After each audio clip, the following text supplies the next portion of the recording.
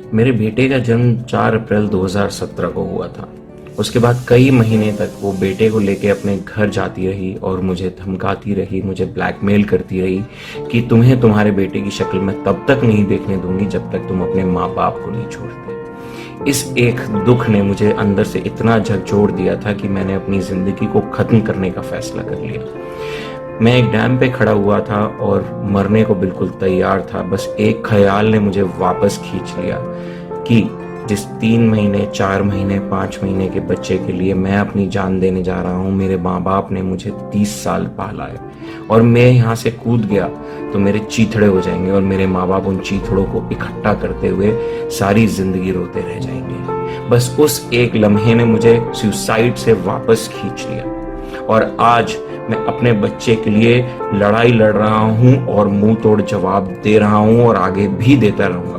मैं आप लोगों से यही गुजारिश करना चाहता हूं कि अपनी जिंदगी को खत्म ना करें और अगर आपने सोच लिया है कि मुझे खत्म करनी है तो अपने आप को वर्चुअली खत्म करके उसी दिन और आगे की जिंदगी अपनी लड़ाई में लगा दें। उस दिन मैं अंदर से मर चुका था, लेकिन जो रजत जैन जिंदा रहा वो आया वापस और अपने माँ बाप के लिए जिया और उन माँ बाप के लिए जी तोड़ मेहनत कर रहा है कि उन्हें वो इन झूठे केसेस से बाहर निकाल के उनको एक बाइज्जत बरी करवा के एक अच्छी जिंदगी गुजर करने का मौका दोबारा दे।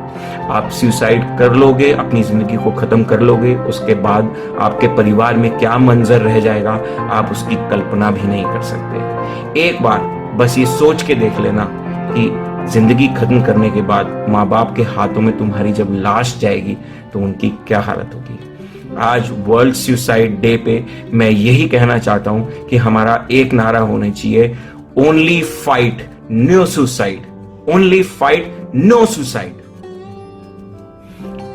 अपनी हिम्मत बनाए रखें। हाँ, मेरा नाम रजत है और मैं भी कुछ केसेस जो हैं वो पिछले 3 सालों से झेल रहा हूँ। मैं एक बेटा हूँ, फेक केसेस झेल रहा हूँ। मैं एक पिता हूँ, मैंने अपने बच्चे को नहीं देखा 3 साल से, फेक केसेस झेल रहा हूँ। और मैं एक पति हूँ जिसके ऊपर ऐसे ऐसे आरोप लगाए गए हैं जो मैंने अपने जीवन में भी नहीं सोचे थे। मुझसे ये सारे फेक केसेस के अगेंस्ट में सेटलमेंट के नाम पे 50 लाख रुपए मांगे गए, जिसमें से 25 लाख रुपए मुझसे एक्सटॉर्ट कर लिए गए, एविडेंस भी दिया गया। लेकिन शायद मैं एक पुरुष हूँ इसलिए मेरे को इंसाफ नहीं मिल पाया अभी तक। सुनवाई कहीं आपने कोशिश की कि किसी को जाके गुहार लगाई जाए? आप किस अधिकारी का नाम, मैं ये सोच रहा हूँ कि मैं किस अधिकारी का नाम लूँ जिसको मैंने अप्रोच ना किया हो, और मतलब हर एक अधिकारी तक मैंने अपनी बात पहुँचाई है, from the IO, SHO, SP, DIG, IG, सबको लिखित में एविडेंसेस के साथ सारी चीज़ें दी हैं, लेकिन उसके बावजूद भी मेरे को इंसाफ नहीं मिला। आप दिल्ली के रहने वाले? मैं दिल्ली का रहने वाला हूं। मेरे केसेस जो हैं वो शामली उत्तर प्रदेश में चल रहे हैं और वहां के आला अधिकारियों समेत मैंने CM ऑफिस में भी चिट्ठी दी थी और PM ऑफिस में भी चिट्ठी दी थी। लगातार ट्विटर, सोशल मीडिया हैंडल्स के थ्रू मैं अपनी बात को उन तक पहुंचाने की कोशिश कर रहा हूं, लेकिन हद तो तब पार हो गई जब मेरे सारे एविडेंस सोशल मीडिया पे देने के बावजूद वहां के अधिकारी मुझे सोशल मीडिया पे ब्लॉक कर दे रहे हैं। अब उस ब्लॉक का कारण मुझे आज तक नहीं पता चल पाया। देखिए, आपको हमने शुरुआत में एक बात कही थी कि मर्द को दर्द होता है।